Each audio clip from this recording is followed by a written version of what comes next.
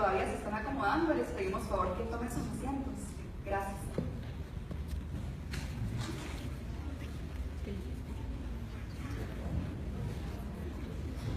Autoridades, compañeros y público presente.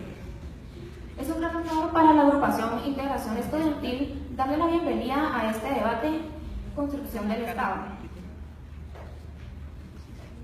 En nombre de la agrupación agradecemos la valiosa presencia de los participantes de este debate académico.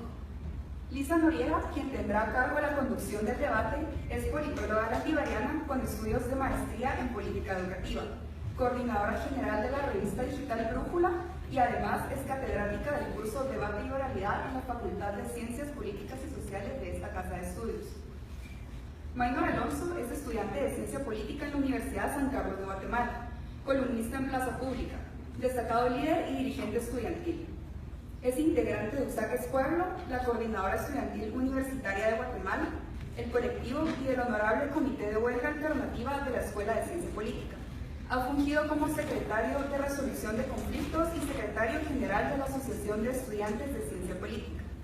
Gloria Álvarez, politóloga e internacionalista egresada de la Universidad Francisco Marroquín, magíster en Desarrollo Internacional por la Universidad Sapienza de Roma, es integrante del Movimiento Cívico Nacional, conductora en la emisora Libertópolis y en TV Azteca Guatemala, así como escritora y conferencista. El objetivo de este debate es promover la formación de criterio propio mediante la discusión de ideas y darle lugar a diferentes perspectivas para promover el pensamiento crítico. Brindar apoyo a este tipo de actividades y fomentar tales diálogos es un eje central para nuestro trabajo y una de nuestras grandes prioridades. Les deseamos muchos éxitos y una jornada de intercambios muy provechosa durante este debate. Todos sean bienvenidos. Cedemos la palabra a la licenciada Lisa Noriega. Buenos días. Antes que nada, quisiera agradecer a la agrupación Integración Estudiantil por la invitación que nos hizo a las 3 personas que estamos aquí presentes para realizar este debate académico. Creo realmente que más allá de que estemos los que estamos del otro lado sentados escuchando, podría ser una muy buena oportunidad para escuchar 2 posturas ideológicas distintas de lo que hemos escuchado de las 2 participantes acá. Es probable que vayamos a tener ideas contrarias, ideas que vayan una a la otra digamos, a chocar, a tener algo que decir, una postura sobre la otra. Y creo que finalmente eso lo que hace, como decía muy bien Sofía, es generar criterio propio desde diferentes perspectivas. Es decir, vamos a escuchar ideas de cómo construir un Estado, de cómo fortalecer el Estado que tenemos, y la idea sería que cada uno de ustedes las escuche, las tome, considere con cuál se identifica, con cuál no, y que cada uno podamos realmente generar un criterio propio a partir de lo que escuchamos. En cuanto a la metodología del debate, comentarles que van a ser 5 preguntas. Una pregunta inicial que no va a tener derecho a réplica, es únicamente para poner en contexto el tema de hoy, que es la construcción del Estado. Luego vamos a tener una serie de 4 preguntas sobre diferentes ámbitos: ámbito político, ámbito judicial, ámbito legislativo y ámbito internacional. Y para finalizar vamos a tener una pregunta del público. Entiendo que proyectado está el hashtag que vamos a estar usando, que es debate IE. Así que los invitamos a que lo utilicen no solo para preguntas, sino para también poder mover estas ideas que van a salir el día de hoy a través de las redes sociales para quienes no pueden estar el día de hoy aquí acompañándonos. Debate IE es el hashtag para el debate del día de hoy. Para los participantes vamos a tener, la metodología será la siguiente: cada pregunta va a tener un tiempo de 3 minutos para responder. Luego van a haber 2 minutos de réplica o de reacción ante lo que está diciendo el otro participante. Es decir, si Maynor empieza con 3 minutos, Gloria tendrá 2 minutos de reacción, que esperamos que sea únicamente reacción. Después tendrá sus 3 minutos para desarrollar la idea que se tiene, para finalizar con los 2 minutos de reacción, en este caso del ejemplo de Maynor. Y vamos a ir turnando las preguntas para ver quién empieza. En cuanto a los tiempos, a los participantes sí les solicito que tratemos de cumplir los tiempos que se acordaron. Frente a nosotros hay una compañera con un semáforo, entonces Cuando es verde, quiere decir que tienen el tiempo libre. Cuando es amarillo, les queda 1 minuto. Y cuando muestre el color rojo, quiere decir que ya tenemos que finalizar nuestra intervención. Antes de iniciar con la pregunta principal, o con la pregunta que da inicio a este debate, sí me gustaría comentar que en la Universidad Rafael Andívar, como muchos de ustedes sabrán, hay una vicerrectoría de investigación y hay una nueva agenda de investigación. En la nueva agenda de investigación lo que se plantean son los temas prioritarios que como país queremos apostar, ¿verdad? Y no solo desde la investigación, sino también desde la incidencia. Creemos, como la Andívar, que no únicamente estamos formando a estudiantes o a profesionales y que nos vamos a aislar de la sociedad en la que vivimos. La idea y la apuesta de la Universidad Rafael Andívar es que cada vez más salgamos al ámbito público. Y ustedes van a ver que la universidad se comienza a pronunciar en algunos temas de coyuntura, comienza a hacer propuestas sobre algunos cambios. Y la idea es precisamente esto, no quedarnos solo en la academia o solo en la investigación, sino también lograr la incidencia. ¿Y por qué les cuento esto? Porque en la agenda de investigación, en la nueva agenda de investigación, la universidad hace mucha referencia a un término que es la utopía. Y la utopía es un lugar bueno para vivir. Y yo creo que muchos de nosotros soñamos que Guatemala sea un lugar bueno para vivir. Ese es el fin que muchos de nosotros tenemos. Lo que nos diferencia es el cómo llegar a construir esa Guatemala buena para vivir. Y precisamente ahí va a estar el debate del día de hoy. Es probable que los debatientes hoy tengan ideas distintas de cómo ir construyendo este Estado y cómo hacer finalmente que Guatemala sea esa utopía, ese lugar bueno para vivir. Así que vamos a dar inicio con la pregunta inicial. Y ya que estamos hablando del tema de Estado y construcción de Estado, la primera pregunta que queremos realizarles es ¿cómo conciben ustedes el Estado? Y no únicamente cómo lo conciben, sino para ustedes cuál es la función que el Estado tiene actualmente en la sociedad. Es decir, no regresar a un tema histórico del Estado, sino hoy por hoy, ¿qué entienden ustedes por Estado y cuál debería ser la función actual del Estado en nuestras sociedades? Así que vamos a empezar con Gloria Álvarez. Tenemos 1 minuto y medio y, como les digo, en esta ronda no va a haber réplica, únicamente es que ellos expongan sus conceptos para nosotros poder tener ya el contexto y proceder al debate. Muchas gracias. Había un escritor que decía que vivimos en 2 mundos.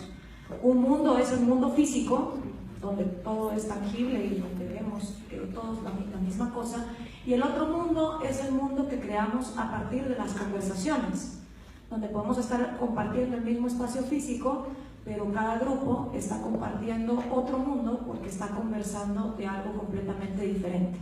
El mundo de las ideas, el mundo de las palabras, el mundo de las cosas que nosotros imaginamos son las que eventualmente transforman ese mundo tangible y ese mundo físico. Si todos en Guatemala acordamos que la vida es sagrada y al mismo tiempo tenemos diariamente 14 muertes violentas, si todos acordamos en Guatemala que la propiedad privada y el fruto del esfuerzo de cada quien es sagrado y que todo el mundo debería tener pues el derecho, digámoslo así, de gozar de lo que ha construido con su esfuerzo, no robando, con su esfuerzo, pues entonces no tendríamos un robo cada 6 minutos. Y si en Guatemala realmente creyéramos en una nación plurilingüe, multicultural, donde cada quien puede salir adelante, es decir, si en ese mundo de las conversaciones se trasladara al mundo de las acciones, no nos importaría que en Guatemala hubiera ateos, homosexuales, lesbianas, personas que piensan diferente, no nos importaría que tuvieran otra manera de pensar. Para mí, el Estado es la congruencia que vamos a lograr en un espacio físico cuando el mundo de las conversaciones empiece a influir en el mundo de las acciones de una forma congruente.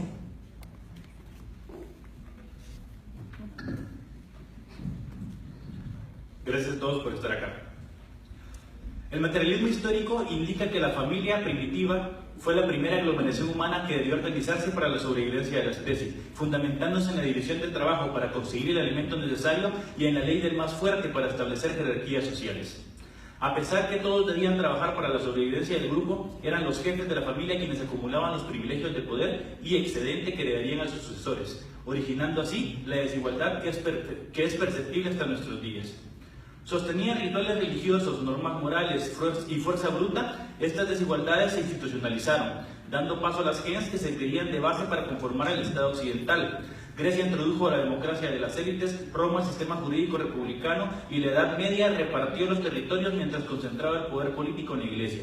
Fue hasta la conformación del Estado moderno en donde el totalitarismo comenzó a debilitarse, traspasando cada vez más la toma de decisiones de las élites hacia la sociedad civil. Norberto Bobbio señala, por tanto, sociedad civil es el lugar donde surgen y se desarrollan los conflictos económicos, sociales, ideológicos y religiosos que las instituciones estatales tienen la misión de resolver, mediándolos, previniéndolos o reprimiéndolos. Y así pues, el Estado se conforma por un territorio determinado, población que habita dicho territorio, instituciones que organizan y regulan la coexistencia y la soberanía que dependerá de la fortaleza del Estado. Muchas gracias. Ambos debatientes nos dieron su definición de Estado. Más adelante tal vez vamos a tener la oportunidad de ver realmente para ellos cuál es la función que el Estado tiene en la sociedad actual. Y vamos a iniciar precisamente desde el ámbito político. Creo que para nadie es ya ajeno el tema de las investigaciones que han estado saliendo desde el MP y la CICIG con los casos La Línea, la cooperacha, cooptación del Estado, todos esos casos en los que hemos visto cómo el Estado ha servido como una estructura para que personas individuales se beneficien con recursos públicos. Y no únicamente funcionarios públicos. En las últimas semanas hemos visto cómo otros actores de la sociedad, medios de comunicación, empresas privadas, también han utilizado el Estado como esa vía para llegar a enriquecerse individualmente. Y digamos que a raíz de todas estas investigaciones que han surgido en las últimas semanas, el tema de la plaza ha vuelto a sonar mucho. Muchos de ustedes probablemente el pasado sábado estuvieron en la plaza con nuevas demandas, ¿verdad? Con inconformidades, digamos, una crítica a todo lo que está sucediendo. Y uno de las consignas muy fuertes que estaba en la plaza era el tema de "es el sistema". Hasta un hashtag había, "es el sistema". Esa crítica al sistema de decir que no son únicamente personas individuales, sino que ya hay toda una estructura detrás que está permitiendo que estas situaciones se lleven a cabo. Por lo tanto, la pregunta que queremos hacerles a Gloria y a Maynor es el sistema. Eso implica que ese sistema quiere decir que debemos construir un nuevo Estado, que hay que reformarlo. ¿Qué debemos hacer? A partir de la crisis actual que estamos viviendo y la que estamos viendo, la crisis de Estado que estamos viendo, ¿qué debemos hacer? ¿Construir un nuevo Estado? ¿Reformarlo? ¿Qué implica esta consigna "es el sistema" para ustedes? Para esto sí tenemos 3 minutos. Va a empezar Maynor. Maynor empieza con 3 minutos y Gloria tendrá 2 minutos de reacción ante lo que Maynor plantee. Bueno, gracias. Primero hay que entender el Estado como un sistema en desarrollo aún, y esta no es la primera crisis que afronta un Estado, ¿no? En Guatemala tenemos una crisis que se está empezando a desatar, o que se está ya en un nudo, y hay que entender varias cosas. Primero, que la libertad del ser no es sinónimo de propiedad privada. ¿Por qué? Porque el nuevo sistema, o este sistema que está individualizándonos y atomizándonos, nos encierra también en una etapa de consumismo. Y dice Eric Fromm, por ejemplo, que la estructura de la sociedad moderna afecta simultáneamente al hombre de 2 maneras. Por un lado, lo hace más independiente y más crítico, otorgándole una mayor confianza en sí mismo, y por otro, más solo, más aislado y más atemorizado. ¿Cómo vemos esto? Nosotros como individuos libres vivimos en propiedades que no podemos pintar sin pedir permiso a quien lo construyó en los residenciales. Casas que no podemos remodelar si no es con un modelo estandarizado.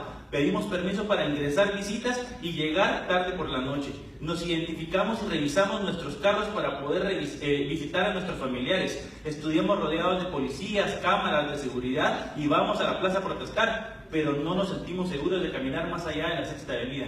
¿Qué tipo de libertad es esa? Y abordando el sistema desde una perspectiva crítica, entonces entendemos que como nueva generación tenemos que aceptar algunos conceptos que muchas veces piensan que se niegan, y no es así. Tenemos que aceptar el concepto de libertad, pero no la libertad que nos obliga a distraernos luego para poder soportar nuestra vida monótona que sirve para trabajar hacia alguien más. Le apostamos también al desarrollo de la democracia, pero una democracia participativa, en donde los jóvenes y la sociedad en general puedan incidir en la toma de decisiones y no solo resignarse a la respuesta que le dé un mandatario o un supuesto representante. Creemos en la paz y estamos convencidos que esta empieza en el estómago. Un pueblo con hambre es un pueblo sin paz. Y no solo de pan vive el hombre, también tenemos hambre de conocimiento y sed de justicia. Y en cuanto a la república, no es una invención moderna. Surge en Roma, se va perfeccionando con el pasar del tiempo. En Guatemala se constituye oficialmente en 1847, hace más de 150 años, y la república no es más que la independencia de los poderes del Estado, independencia que en nuestro caso ha sido ficticia, porque hasta hace algunas semanas el Estado estaba cooptado por las élites económicas. Al final de cuentas, hay que entender que si pensamos que la caridad de los grandes capitales son la mejor opción para el desarrollo, hay que entender también que esta caridad produce relaciones de dependencia, produce relaciones de dominación, y las relaciones de dominación se van a reproducir en los proyectos tanto educativos, de salud o de cualquier otro espacio o derecho que le demos a la iniciativa privada exclusivamente. Es iluso pensar, es cierto, es iluso pensar que el Estado sacará adelante que es únicamente el Estado sacará adelante el desarrollo del país. Pero es maligno insistir en que la solución es desmantelar el Estado y confiar exclusivamente en los grandes capitales. Creo que la historia nos ha enseñado también que no sirve tanto el aparato enorme que nos reprime, así como tampoco existe una libertad que pueda ser autorregulada por nosotros, ya que hay diferentes intereses. Muchas gracias. Gloria, tienes 2 minutos para reaccionar ante lo que Myron plantea. Yo considero que las primeras 2 propiedades privadas con las que todo ser humano nace son su cuerpo y su mente. Si nosotros naciéramos del vientre de nuestra madre sin cuerpo y sin mente, seríamos una plasta amorfa que se mueve por los suelos, que no tiene ojos para absorber la realidad, que no tiene boca para expresar lo que piensa de esa realidad, que no tiene oídos para escuchar lo que otros tienen que decir de esa realidad, manos para cambiar esos elementos de la tabla periódica que han existido en esta chibola azul llamada planeta Tierra, que lleva más de 4.500 millones de años de existir, para hacer nuevas cosas. Todo lo que hay en una computadora o en un teléfono o en este auditorio como elementos minerales han existido en la humanidad desde hace muchísimo tiempo, pero es la mente y el cuerpo humano la que lo transforma en cosas que antes no existían.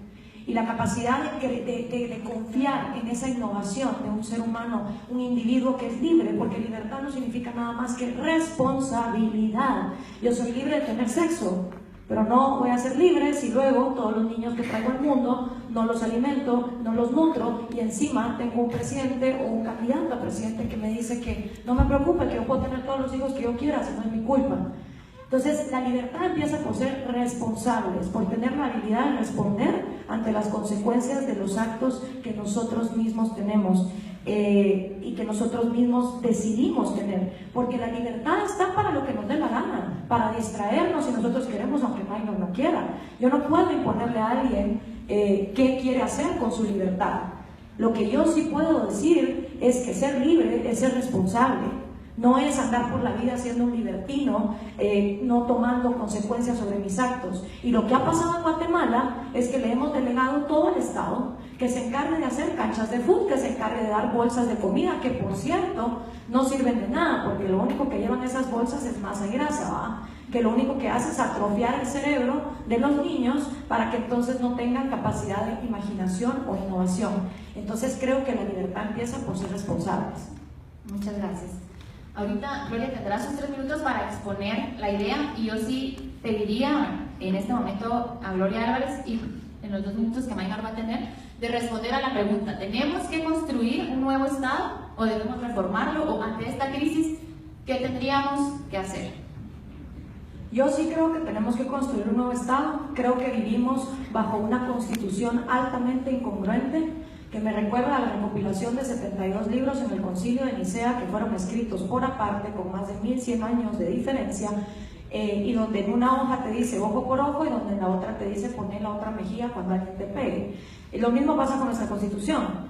lo que garantiza en un artículo te lo quita en el otro, entonces nadie sabe exactamente qué es lo que hay que seguir. Tenemos 70.000 leyes en un país donde de cada 100 ciudadanos, 14 no saben leer ni escribir. Entonces, ¿por qué no empezamos a tener menos leyes?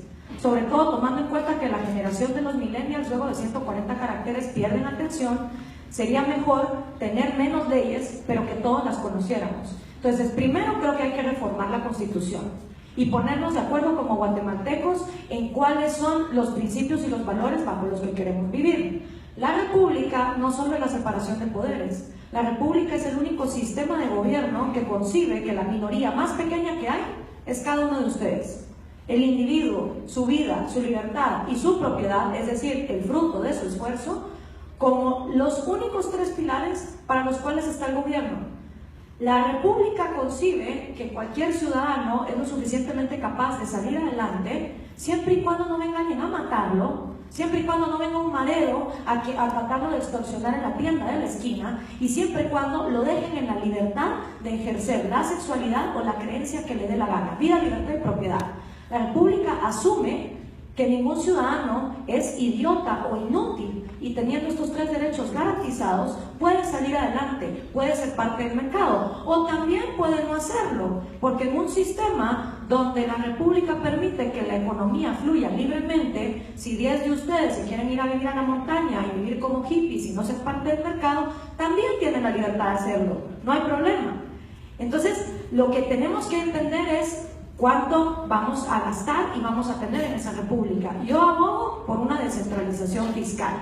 Y es verdad, de los 22 departamentos de Guatemala hay un montón que no son autosuficientes, pero pudiéramos entonces dividir el país en 5 departamentos que a su alrededor tengan otros. Por ejemplo, Petén, que produce bastante plata, imagínense si legalizáramos la droga, la cantidad de dinero que entraría en impuestos del narcotráfico, Huehuetenango, Izabal, Escuintla, Chiquimula o Santa Rosa.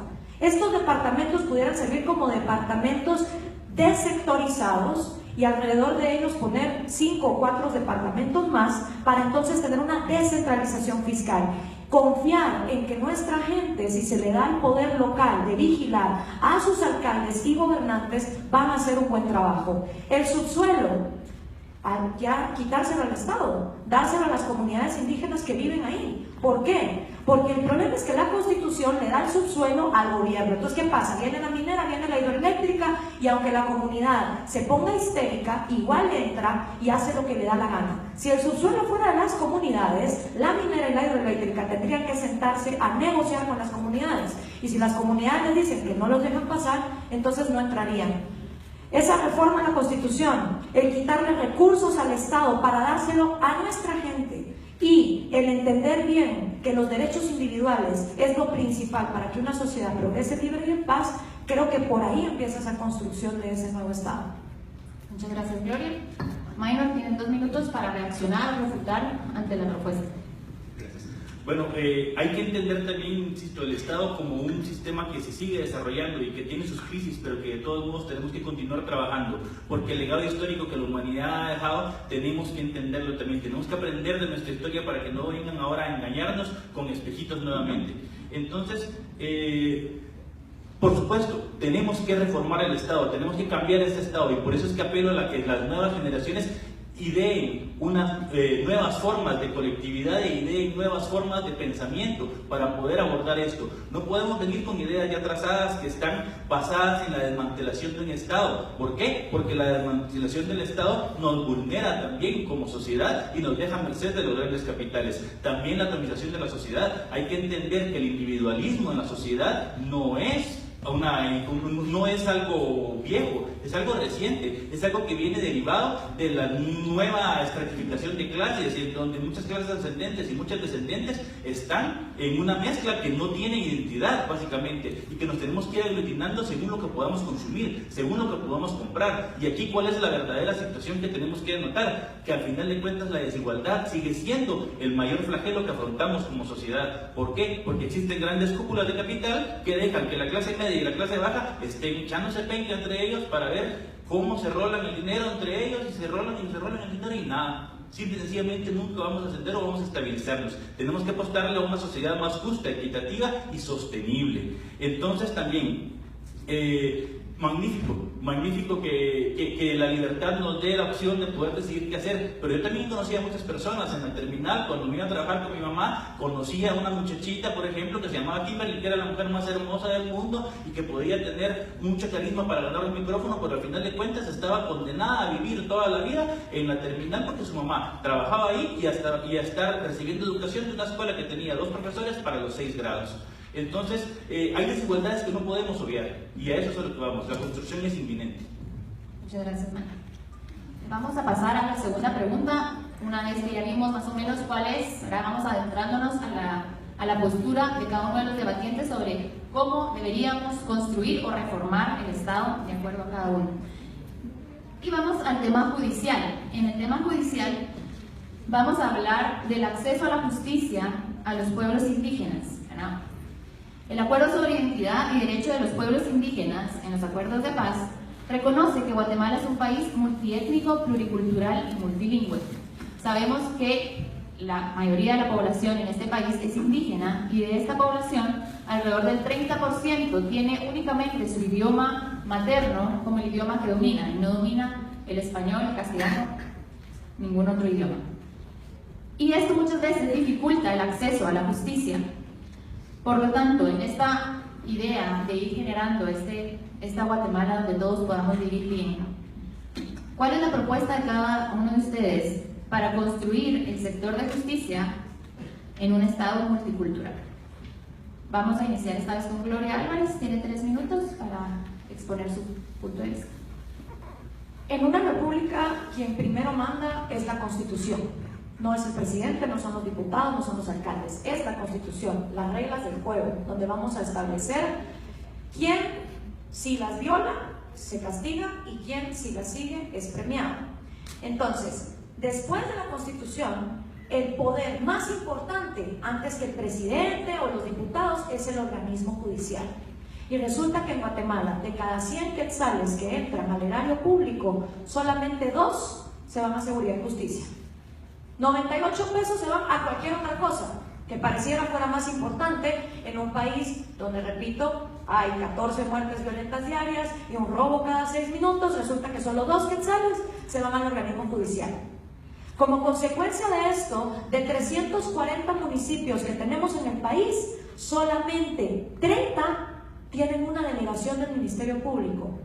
O sea que si a cualquiera de nosotras nos violan sexualmente en el 90% del territorio del país, ni siquiera hay una delegación del Ministerio Público donde podamos ir a poner la denuncia.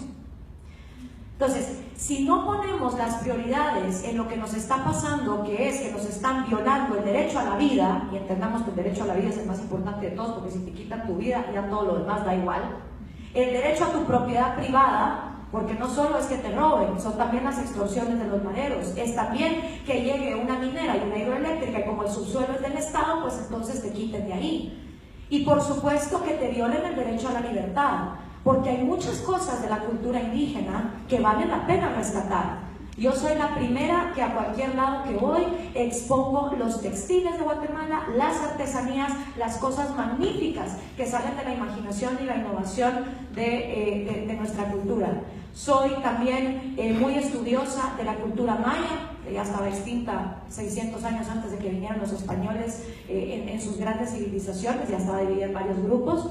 Pero hay cosas también de la cultura indígena, como el hecho de que la niña no vaya al colegio, que haya violaciones intrafamiliares, que llegaron a ser 2002 niñas entre 9 y 14 años de edad, violadas sexualmente por sus padres y sus tíos, que deben también cambiarse. En cuanto a que los indígenas son la mayoría, yo tengo entendido que el 40% del 100% de la población guatemalteca se identifica como indígena.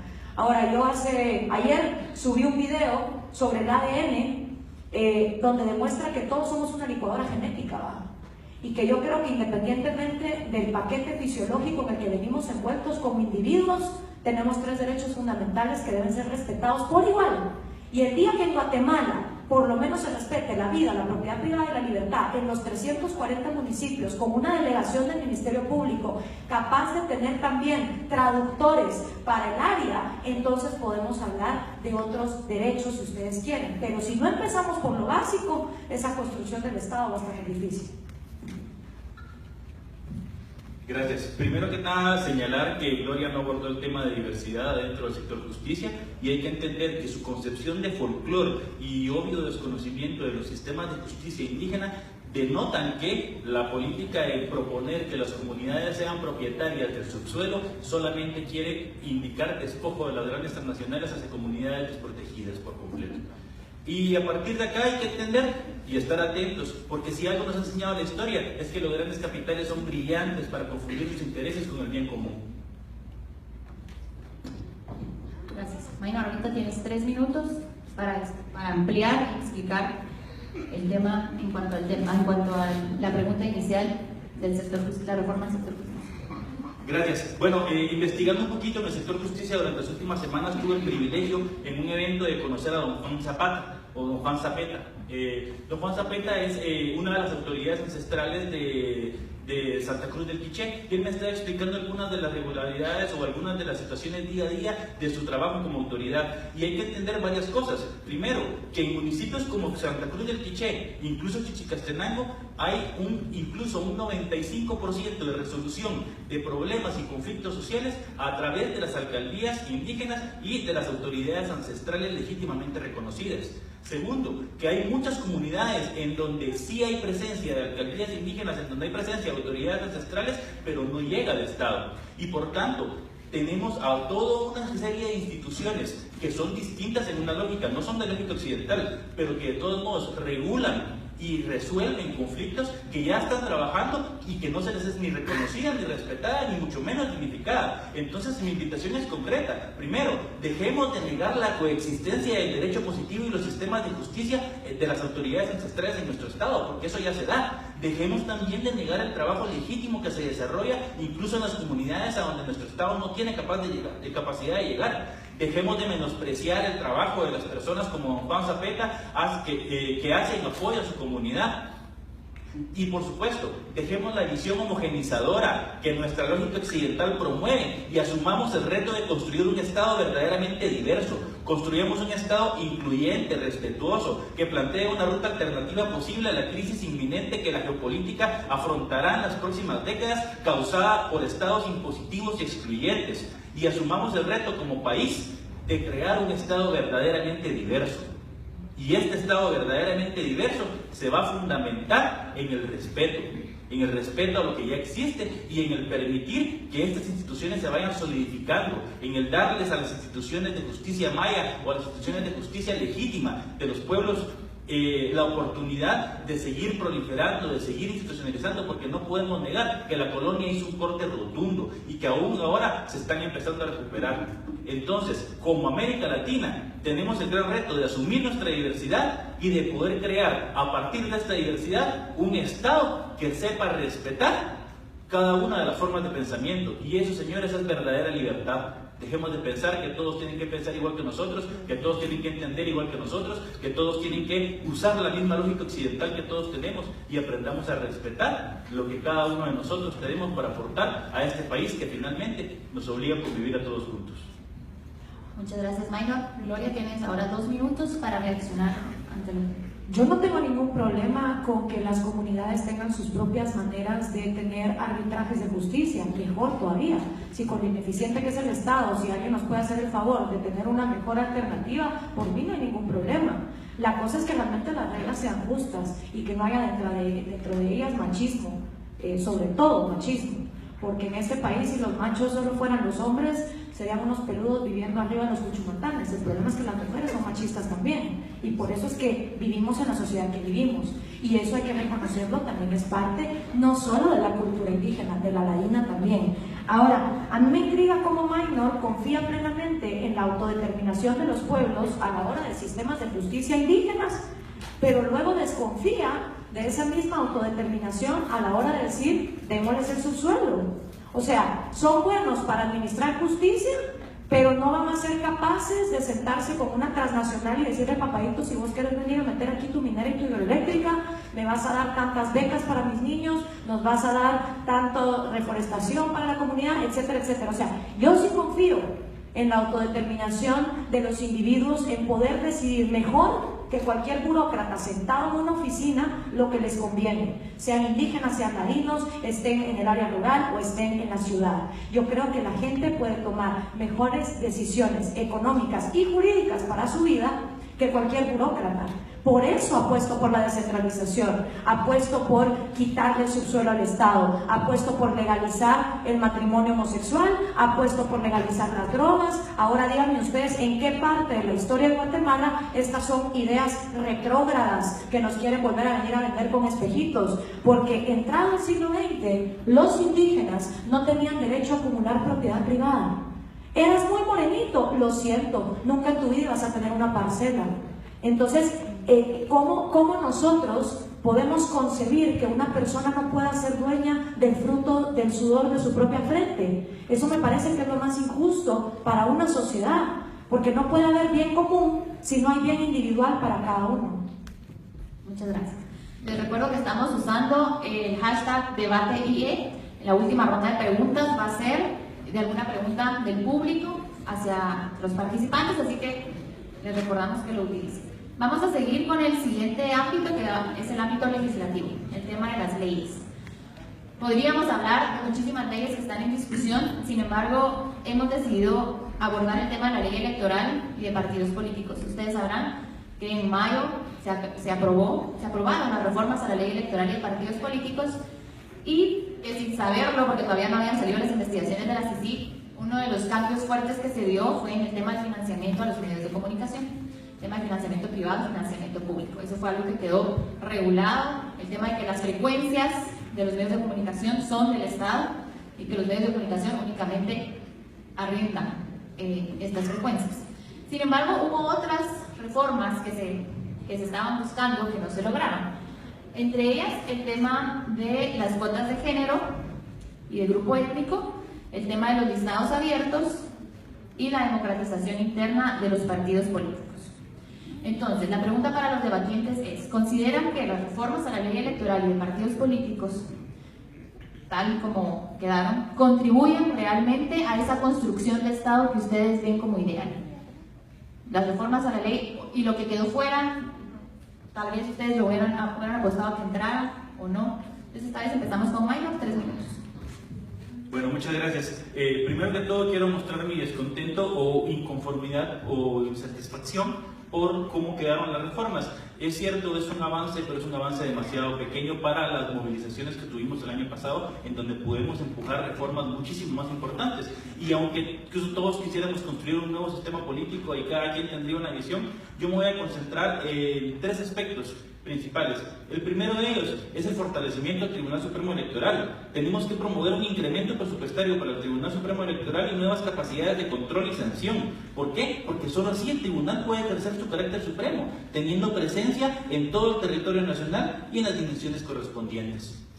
Segundo, tenemos que limpiar la mesa. ¿Por qué? Porque existen gran cantidad de partidos políticos que han tenido muestras de que han hecho las cosas mal, de que han establecido no solamente sus campañas con fondos de dudosa procedencia, sino que también han estado haciendo del juego del sistema político un juego de dimes y diretes que no ayudan a la construcción de la democracia. Ahí sí, aliémonos como generación, aliémonos entre ideologías y empecemos a sacar a esa vieja política que tiene miedo de exponer las cosas, porque aquí finalmente estamos debatiendo, cosa que en las generaciones anteriores no pasaba. Y eso se aplaude, no importa de qué ideología venga.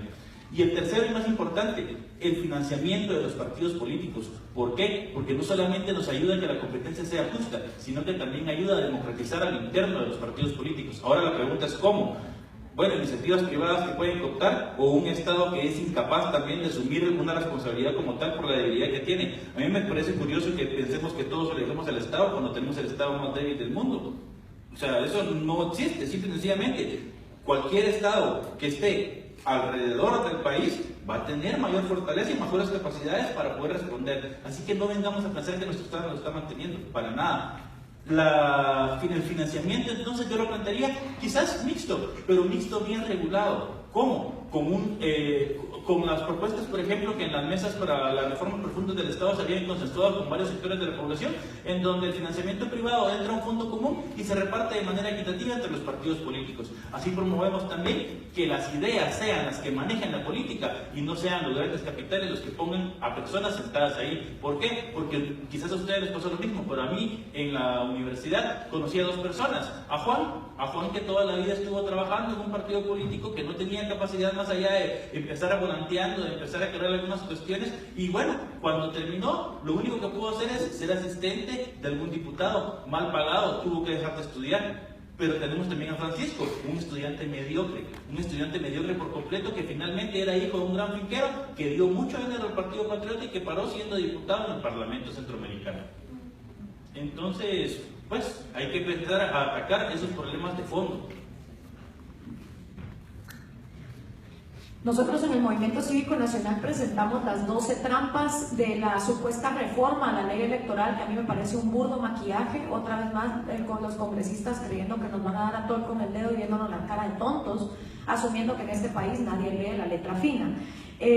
Primero, yo me opongo a las cuotas de género, de indígenas, de homosexuales, de minusválidos, de lo que sea. ¿Por qué? Porque el aparato reproductor sexual de una persona no me garantiza si va a ser o no va a ser un buen diputado. Yo lo que quiero saber es qué tiene en la cabeza, cuáles son sus ideas, cuáles son sus propuestas. Me da igual si es hombre, mujer, se identifica como ladino, como ario o como chino. Entonces, si realmente en Guatemala queremos premiar la meritocracia y queremos impedir que los franciscos lleguen al poder, entonces tenemos que empezar a valorar a la gente por lo que realmente vale en la gente, que es su mente y sus acciones. ¿Qué tienen en la cabeza? Y eso va más allá de si es hombre o es mujer, porque, por ejemplo, de mujeres nefastas gobernando en este continente nos sobran, desde Valdetti, pasando por Dilma Rousseff, Cristina Kirchner, Michelle Bachelet, y sigamos la lista. Entonces, no por ser mujer ya se garantiza que va a ser un buen funcionario público.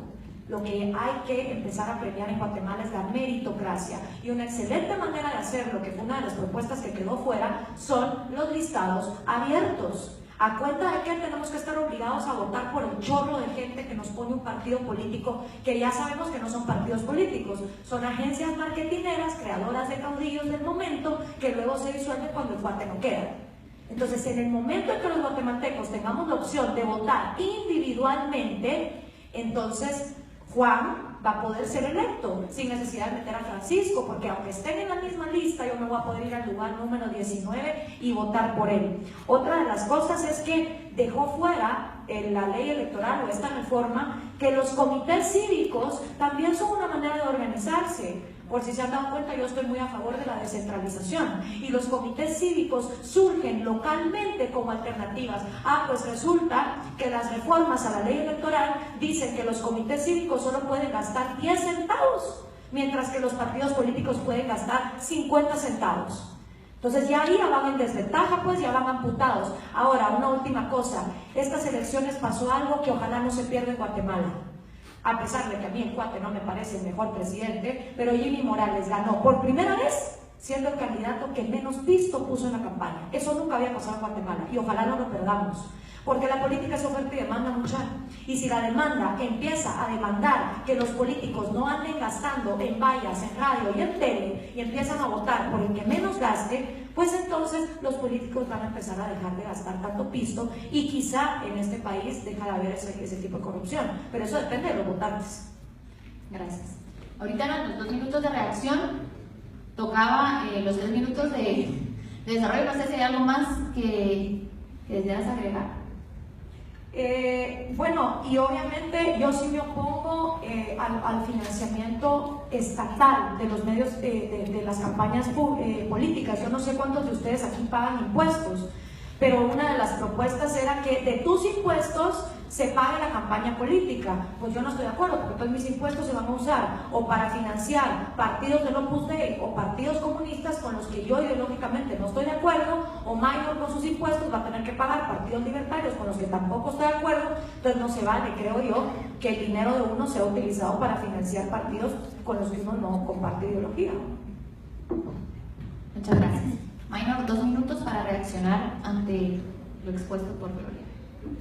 Yo creo que lo que Gloria dice es válido respecto en nuestra lógica individual, pero también hay que entender que hay diferentes concepciones. Hay que entender también que el financiamiento estatal a los partidos políticos no le va a dar tampoco dinero a la X cantidad de partidos que van a estar acá, por una simple razón: se tienen que también establecer mejores requerimientos para que un partido pueda estar postulándose. ¿Por qué? Porque tenemos una sociedad que nos invita a atomizar todo, que nos invita a individualizar todo, y así todo es más fácil. ¿Por qué? Porque al final de cuentas los que más privilegios han tenido van a tener mayor facilidad de poder incursionar dentro de la política o dentro de cualquier aspecto que quieran hacerlo.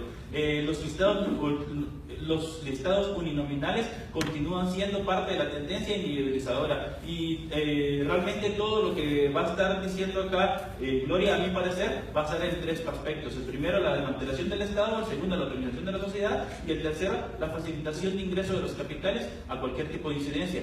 Es completamente válido, pero a mi parecer no nos va a llevar a un lugar más equitativo y sostenible. Muchas gracias.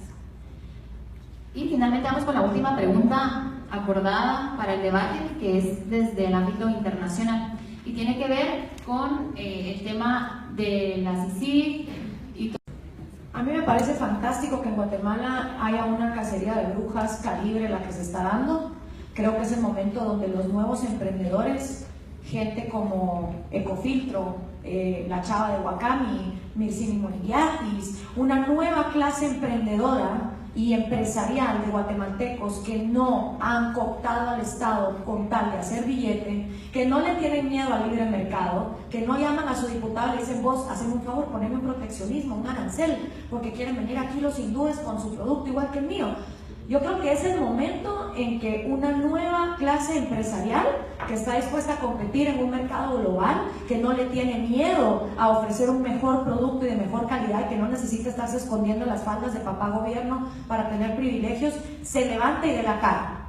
Porque si no lo hace, vamos a hacer Venezuela. Porque como estamos viendo, la cacería de brujas solo se está yendo para un lado, que es la derecha corrupta tradicional, que en ningún momento yo estoy defendiendo. Pero también hay otros actores que han sido bien corruptos, ¿va? Está el Colegio de Abogados, donde la USAC ha sido uno de los principales que lo ha cooptado. Está Joviel Acevedo y el Sindicato de Maestros.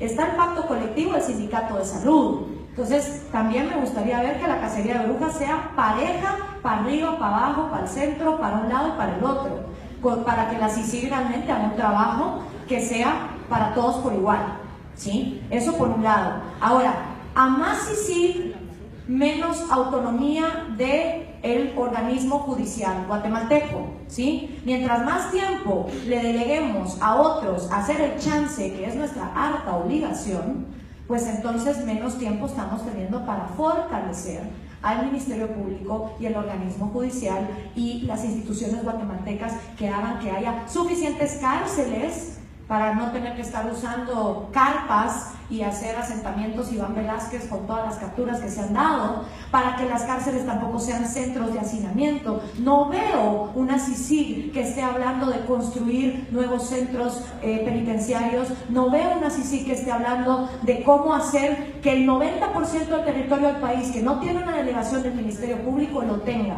Es decir, veo una CICIG haciendo cacería de brujas que nuestro organismo judicial no ha podido hacer, pero no la veo fortaleciendo ese organismo judicial para darnos una fecha en la cual se van a ir. Y eso obviamente me preocupa, porque ¿para qué vamos a estar pagando un gobierno si no hace ni lo mínimo, que es garantizar vida, propiedad privada y libertad? Si un gobierno como el nuestro, que nos cuesta 70.000 millones de quetzales al año, en los cuales solo se recaudan 41.000, no nos da ni lo mínimo, entonces ¿para qué lo estamos pagando? Porque pareciera que entonces los guatemaltecos nos van re bien no teniendo gobierno. De hecho, yo no veo que nadie haya entrado en crisis por todo lo que está pasando en el país. Entonces, creo que obviamente ahorita no se puede hablar de qué hacer sin una CICIG, pero sí me preocupa en un futuro que a más CICIG, menos autonomía del organismo judicial. Muchas gracias. Minor, 2 minutos para reaccionar. Gracias. Y bueno, yo realmente entiendo que Gloria nunca haya visitado un hospital público, pero ya no ver las noticias y no ver que llevamos meses en una gran crisis de salud, el no ver que llevamos años en una gran crisis de educación, no hombre, también hay que ver qué tipo de noticias se ven.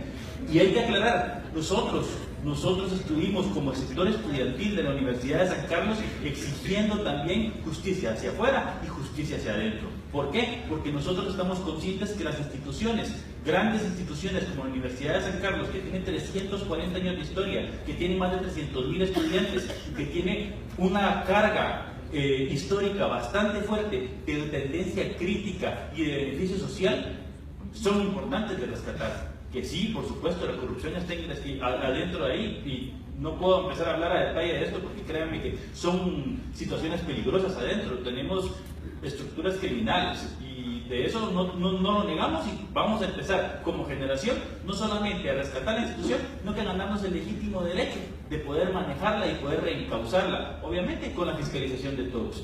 Y bueno, básicamente eso, porque después voy a empezar a explicar mi postura al respecto a... Muchas gracias. Continúa con la postura. ¿Tienes 3 minutos? La pregunta era el papel de la cooperación internacional o de la intervención de países en el Estado. Bueno, primero hay que entender que la cooperación internacional es heterogénea, entonces no la podemos calificar todo de la misma manera. Tenemos que entender que hay cooperación estatal de estados individuales, hay cooperación interestatal de asociaciones de estados, hay cooperación también de sociedad civil del extranjero y hay cooperación incluso desde lo nacional. Entonces no podemos cortar toda la tela con las mismas tijeras. Segundo, tenemos que entender que toda cooperación internacional va a tener su agenda y lo único que yo le puedo pedir a la cooperación respecto a esto es que sea clara en la agenda que va a tener y que se maneje de manera responsable y sostenible con las organizaciones que van a estar ejecutando su agenda básicamente, o que van a estar ejecutando los proyectos que surjan de las propuestas adentro de nuestro país. Respecto a la CICIG, vean, creo que estamos siendo muy limitados al estar viendo únicamente a Guatemala y a la CICIG. Tenemos que entender que la corriente anticorrupción viene preparándose desde hace muchísimo tiempo. Tenemos que entender que el Estado, o que la caída del muro de Berlín nos demostró cómo un Estado inmenso de parte de la Unión Soviética era muchísimo más fácil de corromper, pero eso no significa que nuestros estados occidentales más pequeños y más descentralizados no sean corruptos. Claro que lo son. ¿Y cuál es el mayor problema de la corrupción? La impunidad. ¿Por qué? Porque cuando alguien es impune, simple y sencillamente no tiene ningún problema en continuar haciendo actos de corrupción. Entonces, saca una especie de pastilla de penicilina del Estado occidental, que es la cacería de brujas, ¿verdad? La cacería de brujas que intenta, al menos de manera simbólica, erradicar la impunidad. ¿Cómo? Investigando crímenes de alto impacto y de alto impacto estatal, básicamente. Vemos el ejemplo en Brasil, vemos el ejemplo en Venezuela, vemos el ejemplo en Argentina, vemos el ejemplo en todos lados, pero oh sorpresa, ahí hay que entender y tener un ojo diestro para esto. En estos países la oposición está haciendo caldo de frutas con todo lo que el Estado significa. Y hay muchos oportunistas que van a machetear y machetear y machetear el Estado porque tienen las condiciones económicas de sobrevivir por su cuenta y de imponer criterios después. Entonces, también hay que entender que aquí en Guatemala esta condición anticorrupción se está llevando de manera más estable porque hay una organización como la CICIG, sustentada por sociedad civil, que tiene un pacto acordado y escrito de cuáles son sus límites y cuándo va a ser el momento en que se va a ir. Y eso nos ayuda como Estado a mantener la estabilidad en esta cacería de brujas. Por tanto, dejemos de perseguir al Estado, ya, lo vamos a necesitar, limpiémonos, preparémonos para empezar a abordar de manera integral y creemos un Estado flexible y eficiente. Por supuesto que eso se tiene que hacer. Gracias. Gloria, 2 minutos para reaccionar. No solo he visitado el Hospital San Juan de Dios, sino también clínicas locales en aldeas como La Cubanerita en Petén, en San Pedro Soloma, Huehuetenango y en el Palmar Quetzaltenango para ver las condiciones. Y sé perfectamente que el pacto colectivo que se lleva 2.000 millones de cada 6.000 millones de quetzales que se le asignan anualmente al sistema de salud pública es lo que tienen los hospitales como está. Sobre todo pactos colectivos donde sus dirigentes y su cúpula que también salen a las calles con la pancarta del Che, se recetan viáticos diarios de 1.000 quetzales cuando ese es el salario de una comadrona. Entonces le digo yo, no me venga a decir usted, y se lo dije en público, en televisión, lo pueden buscar, no me venga a decir usted que este pacto colectivo es para defender los derechos de los trabajadores cuando ustedes en la cúpula se recetan viáticos de 1.000 quetzales al día, siendo ese el sueldo de una comadrona. Entonces hablemos también las cosas como son. Pero también he visitado Venezuela, he visitado Brasil, he visitado Argentina, he visitado Ecuador y Bolivia. Precisamente el modelo que ahorita se está agarrando como corrupción es el modelo que Maynor defiende, que es el socialismo del siglo XXI. ¿Cuál oposición? Porque Leopoldo López pertenece al Internacional Socialista y ellos mismos defienden el socialismo. La oposición, precisamente, ahorita en Guatemala está pasando lo que pasó en 1998 en Venezuela. Hugo Chávez empieza a posicionarse, la derecha corrupta, tradicional, racista, machista y clasista de toda la vida empieza a ser perseguida y como son cobardes meten la cabeza debajo de la tierra como buenas avestruces y el país se les fue de las manos. Por eso yo hablo tanto de que es el momento en que los nuevos empresarios de Guatemala, gente como la de Ecofiltro, la gente de Huacami, la gente que en 4 grados norte está haciendo nuevas innovaciones tecnológicas, se paren a dignificar la postura empresarial y tengan los pantalones de competir libremente en una economía global. Porque yo los reto a que me busquen un monopolio que no tenga un privilegio de gobierno. Búsquenme uno. Búsquenme el ejemplo de un monopolio que exista, que compita en libre mercado sin la cobija de un gobierno. Y privilegios económicos en un país es porque su gobierno se los da. Entonces, esos casos de corrupción que ahora se están persiguiendo con el socialismo del siglo XXI, a lo que llevan es precisamente a eso, a que si no hay una nueva clase de emprendedores que quiera venir a rescatar los valores con dignidad, entonces Guatemala va a ser Venezuela, porque como dice Maynor, van a necesitar al Estado para luego enquistarse en él y portarse como las mismas cúpulas de los años 90, porque cuando la gente llega a gobernar con la idea de que el Estado debe controlar la economía, lo que hace es lo que George Orwell describió en Rebelión en la Granja. Los cerdos quitan al humano para volverse los humanos ellos y seguir explotando al resto de animales. Gracias, Roy. Bueno, agradecemos a todos los que han participado con el hashtag DebateIE. Tenemos ahorita la oportunidad de hacer una de las preguntas que se... ¿Perdón?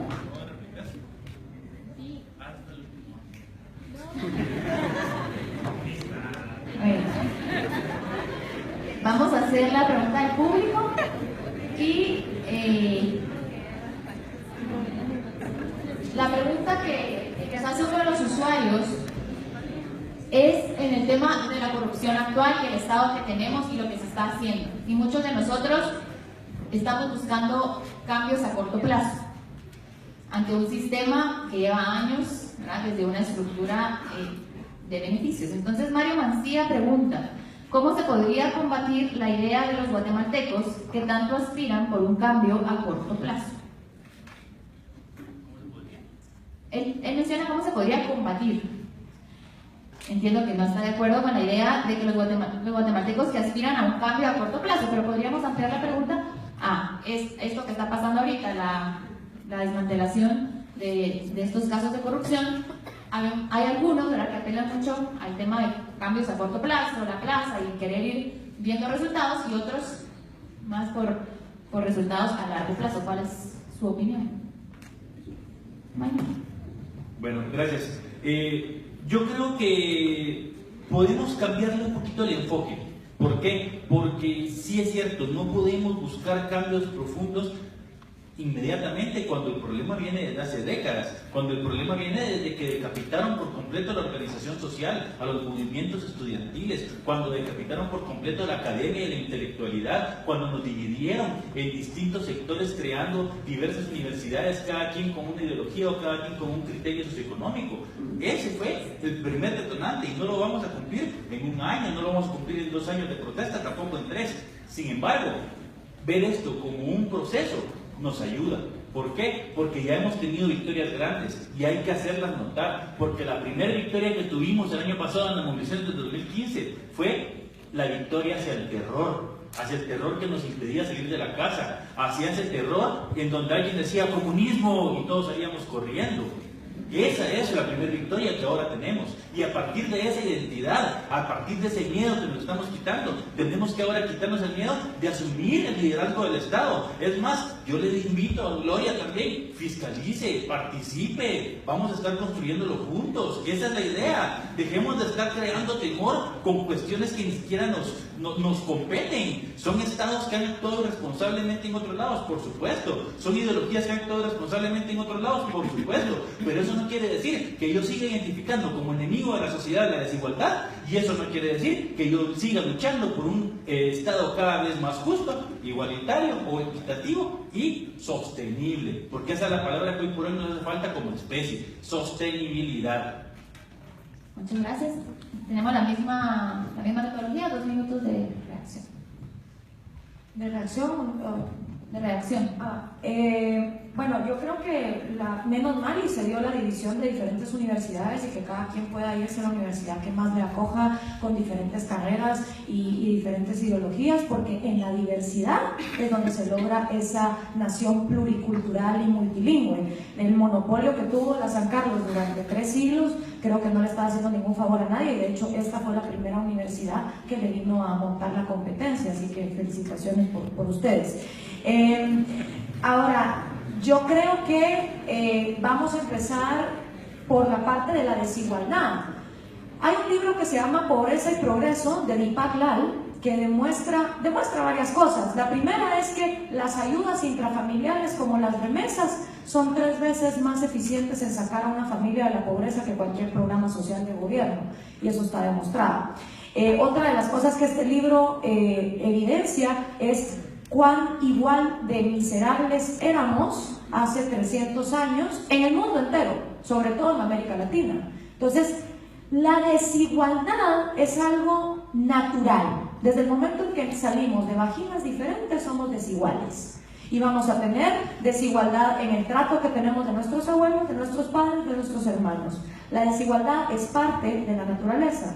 Ahora vámonos a la desigualdad material, que es la que tanto obsesiona a las personas que toman una fotografía estática de su momento en el mundo, como fue Carlos Marx, porque yo no le tengo miedo al comunismo. Yo de hecho me meto como zambullazo dentro de la piscina al comunismo. La semana pasada estuve en la biblioteca donde Federico Engels y Carlos Marx escribieron el Manifiesto Comunista en Manchester, y me gusta entender las profundidades de ese pensamiento para entonces saber qué pienso yo. Entonces esto no se trata de salir corriendo, se trata de leerlo, analizarlo y entenderlo. Entonces, al entender eso y entender qué es lo que está ocurriendo, nos damos cuenta que la desigualdad siempre va a existir, siempre que haya innovación. En un inicio, el único lugar que tuvo electricidad fue la Quinta Avenida de Nueva York. El único lugar que tenía inodoros fue la Casa Blanca de Washington. Entonces, mientras haya innovación, siempre vamos a ser desiguales en algo, ya sea en electricidad, en teléfonos celulares, en internet, en medicinas, en diferentes cosas. Pero lo que es una realidad es que por primera vez en la historia de la humanidad, de cada 7 personas vivas, 6 ya no viven con menos de $1 al día. 1 millón sí lo siguen haciendo, y eso es una desgracia, y qué mal. Pero si volteamos a ver nuestra historia de miseria de 40.000 años como especie humana, no van a encontrar otro momento donde, habiendo desigualdad, haya 6 de cada 7 personas viviendo mejor de lo que vivían ustedes. Y si quieren hacer, perdón, solo una cosa, si quieren hacer el experimento, pregúntenle a sus abuelos cómo vivían ellos y hagan la comparación de dónde están ustedes hoy. Ahora tenemos el tiempo, los 3 minutos, para responder la pregunta que nos hizo Mario Mancía desde las redes sociales, el tema de los cambios a corto plazo y cambios a largo plazo, ante esto que estamos viviendo hoy. ¿Cuánto tiempo nos toma tomar una decisión, mucha? A las chavas, abren el closet en la mañana, ¿cuánto tiempo les toma decidir qué se van a poner? ¿5 minutos, 1 hora, 3 horas? ¿Cuánto tiempo les toma a los chavos decidir si se van a ir por una calle o se van a ir por la otra? Una decisión realmente toma 1 segundo, con lo cual no hay tal cosa como cambios de corto plazo o de largo plazo. Todo es cuestión de si vamos o no vamos a tomar la decisión. Ahora, si bien una decisión toma 1 segundo, podemos pasar toda la vida sin jamás tomarla. Y eso sí que nos puede pasar. Y nos va a pasar cuando la gente nos diga, no, es que es muy complicado, no, es que tenemos que analizarlo desde todas las aristas. Y si nos vamos por ese rollo, nunca vamos a tomar la decisión de en qué país queremos vivir. Entonces, hay un gran experimento de países fracasados, que yo considero que Guatemala está en esa línea, porque si tenemos que necesitar que los de afuera nos vengan a dar justicia, que es lo mínimo que un gobierno debe dar, yo creo que estamos ahí. Cuando la Unión Soviética colapsó, sus más de 20 repúblicas o exrepúblicas tomaron diferentes decisiones. Hubo un grupo que hizo terapia de shock, es decir, tomó decisiones inmediatamente. Hubo otro grupo que a mediano plazo las tomó y hubo otro grupo que lo hizo a largo plazo. En el mundo existen ejemplos vastos de cuáles son las reglas del juego que permiten mayor transparencia. Ahora, eso sí, todas las reglas del mundo y todas las repúblicas siempre sucumben, y sucumben cuando hay una cultura que no quiere que haya transparencia. Entonces, por mucho que nos pongan reglas y nos pongan trabas, si nosotros queremos seguir siendo corruptos, vamos a seguir siendo corruptos, ¿sí? A toda ley se le puede jugar la vuelta, a toda. La cosa es si vamos a llegar como sociedad a tener el consenso de que vamos a respetar a cada individuo, y aunque no nos gusten las elecciones que haga dentro de su libertad, las vamos a respetar. Y aunque no nos parezca que tenga un mejor celular que nosotros, no lo vamos a matar. Y aunque no nos parezca que su negocio está yendo muy bien, no vamos a llamar al diputado para que nos meta un privilegio económico. Entonces, el día que nosotros decidamos que así vamos a vivir, ya no se va a tratar de una cuestión de corto o largo plazo, se va a tratar de una cuestión de estudio profundo de cuáles son las reglas bajo las que queremos vivir. Muchas gracias. Minor, tus 2 minutos finales para la reacción. Gracias. Bueno, primero entiendo por qué Gloria defiende la segmentación. En mi caso, al menos, yo soy producto de instituciones. Yo no hubiera podido acceder a la educación superior en el país si no hubiera existido una universidad pública como la Universidad de San Carlos de Guatemala. Yo sé que también muchos de ustedes tienen una gran pertenencia a su institución, y todos acá sabemos qué significa compartir una idea en común, compartir una colectividad, porque afortunadamente no nos criaron como individuos enajenados de todo y admirando lo que está afuera y despreciando lo que está dentro. Entonces ahí es donde hay que entender que tenemos que rescatar la colectividad dentro de nuestras creaciones. Tenemos que dejar de pensar solo en individuos. Dussel decía que no existe el lobo del lobo. Finalmente, el ser humano crece en comunidad, crece en colectividad. Nos necesitamos organizar desde que nacemos. Y esta colectividad no tiene por qué mantenerse orgullosa exclusivamente de su derecho individual. Si hemos ido desarrollando diversas capacidades a través del tiempo, es para mejorar. Si nosotros vamos a estar regresando a estados primitivos o salvajes, pues bueno, entonces mejor desnudémonos, dejemos toda esta chiva y empecemos a ver qué chingados comemos, qué hacemos y miramos qué hacemos, ¿no? Y finalmente, es cierto, si el Estado ni siquiera nos quiere cubrir, si el Estado es incapaz incluso de cubrir el sector de justicia, por eso hay que fortalecerlo. Por eso hay que fortalecerlo, porque finalmente es el único instrumento que podemos fiscalizar todos y que va a tener el mandato del bien común. Y hablando de justicia, solamente quiero exigir justicia para Berta Cáceres, pues hoy es el plantón acá en Guatemala a las 4 de la tarde frente a la Embajada de Honduras, porque una defensora de la vida fue asesinada por un gobierno populista en Honduras. Así que exigimos una comisión independiente ya que empiece a investigar estos actos de represión, estos actos de asesinato contra defensores de la vida. Muchas gracias, Minor.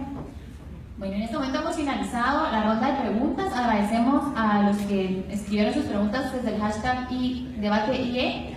Invito a Minor y a Gloria que puedan ahora revisar el hashtag, ver qué otras preguntas habían surgido y poder continuar la conversación y el diálogo desde las redes sociales.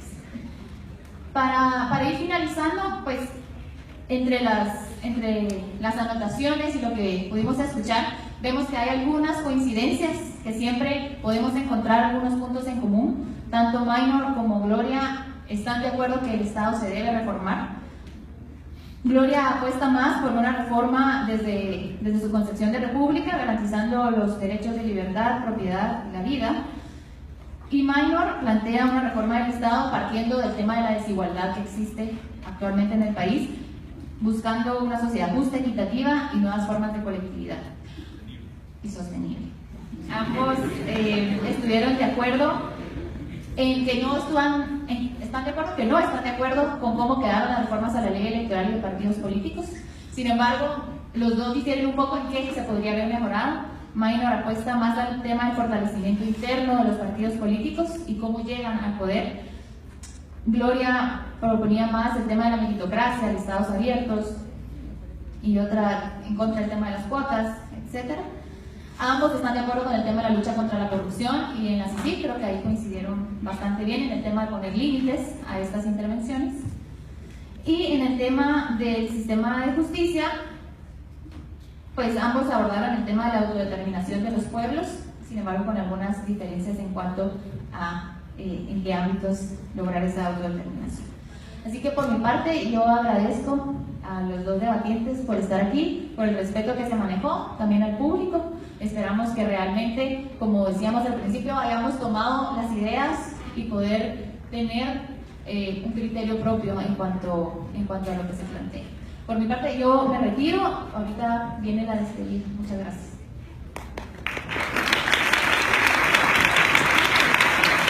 Solamente me gustaría invitar a quien quisiera quedarse y tomarse una foto por la Acción Global de Berta Cáceres. Al finalizar vamos a estar tomando fotos con usted.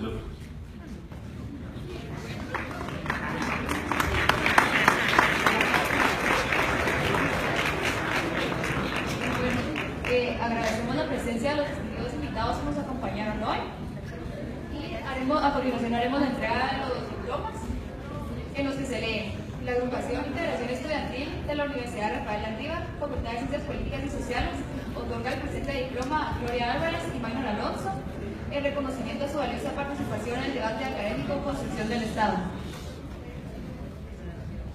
Bueno, en nombre de la Agrupación de Integración Estudiantil les agradecemos a todos ustedes su participación. Fuimos hashtag, muchas gracias por eso. Y asimismo, pues agradecemos siempre a los debatientes que aceptaron gustosamente participar en esta actividad y demostraron que existe la posibilidad de debatir ideas con respeto. Les deseamos éxitos en sus actividades profesionales y humanas, y los invitamos a todos ustedes a una pequeña reflexión. Gracias.